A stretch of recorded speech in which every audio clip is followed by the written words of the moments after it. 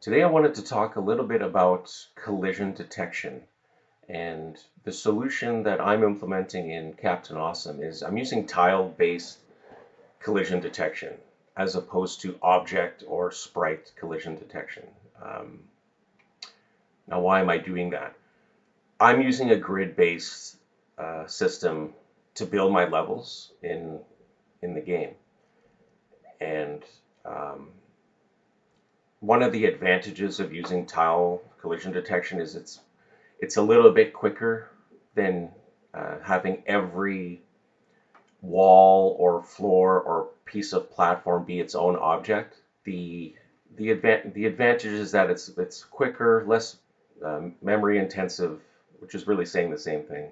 Uh, but here's the disadvantage: is if I'm going to be using if I'm going to be using ramps, slanted platforms, you're going to need to use objects, just because of um, they don't really fit nicely on a grid. And if you want it to feel good when you're using rolling down a ramp, for instance, it's just not going to work with tiles. Um, but I'll show you the tiles that I'm using for collisions. Um, I was originally doing 32 by 32 pixels. Um, so these red tiles, they look like eights, but it's supposed to be the letter S to represent solid ground. So when I scaled it down from 32 by 32 to 16 by 16, made them a little uglier than they would have been otherwise. These dark ones are going to be death tiles. So I'm going to be putting some spikes there. Um, Now, when the game is running, I'm going to turn the collision tile layer invisible. Um, so right now I've removed some tiles. This is kind of a rough version of what this level is going to look like. The idea is that we're going to have space kind of showing in the background, scrolling slowly as the player moves around. Um, but for the collisions, I'll just quickly show you the script that we're using. I got to give a shout out to, where is it? There it is.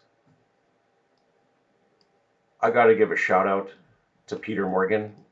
I used his Udemy course on building a 2D platformer. It's a good course, very newbie friendly if you're interested on learning a little bit about it. And he uses GameMaker Studio in it. And he provides the resources like the sprites, pretty much everything you need to follow what he does step by step. So he provided the basis for the code. In all collision detection, it's important to handle decimal values for horizontal speed or vertical speed.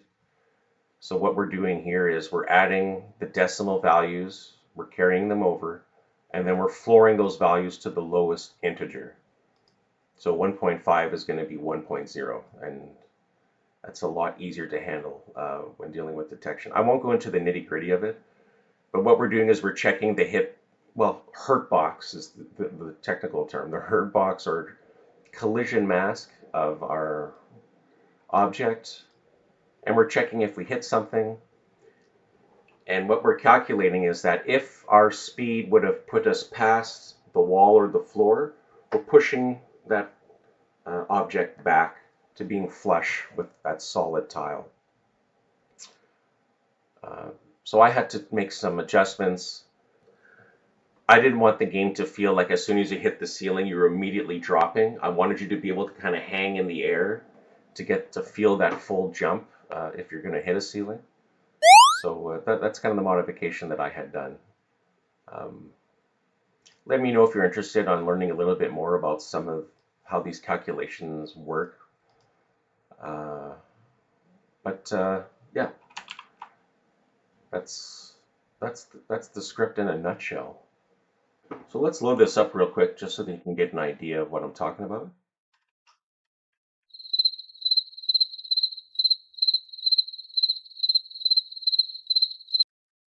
Okay, so I'm going to be drawing over these tiles, obviously, but just to kind of show you what collisions look like in real time.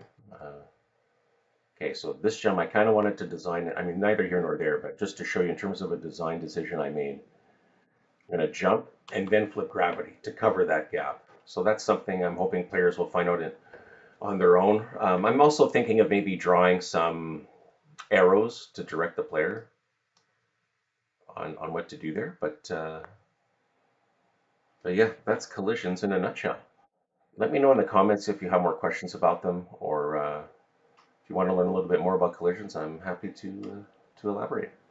Until next time.